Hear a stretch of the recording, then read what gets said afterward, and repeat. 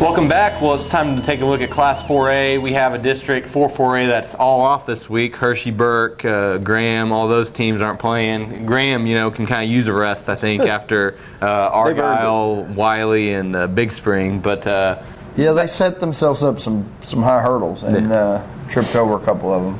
But we saw that our other district with Vernon and Iowa Park playing this week. Vernon hosts Abilene Wiley. Vernon's one of those teams. They're 2-3. It seems like they play a tough game every week, and this is another tough one. I could see them going into District 2 and 4 and still kind of be considered the favorite. Yeah, and Abilene Wiley's getting a little better, I think. Yeah.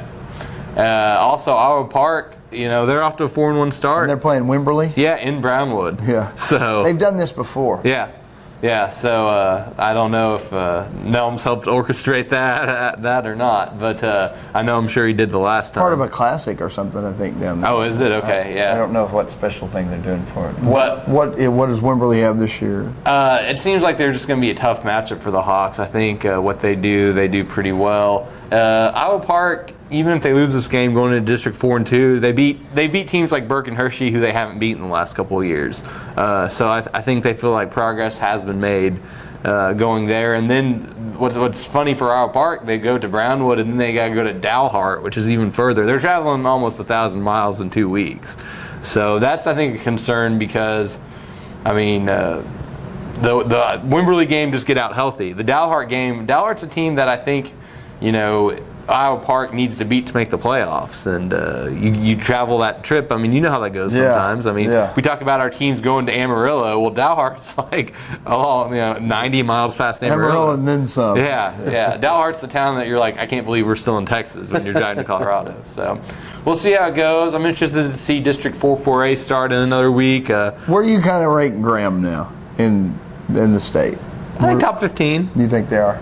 Listen, if they only commit 4 turnovers in 2 games as opposed to 9 turnovers, they're looking at least one of those wins, maybe 2. If they don't have that pick 6 against Argyle, they might have won that game. And you commit 6 turnovers against an undefeated Big Spring and only lose by 7. That's pretty impressive to only lose by 7 when you commit 6 turnovers. Yeah. So. One stat I had is in my poll this week, I voted Kennedale number 1. Oh, wow. They have 0 losses this year and 0 passing yards.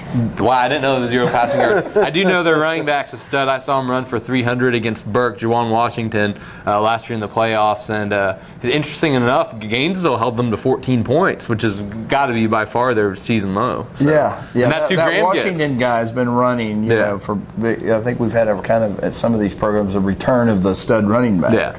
And so there's going to be some good all-state competition for battle with that. But Mavericks Media Day yesterday ran into the Kennedale radio announcers, and so we were talking some 4A football.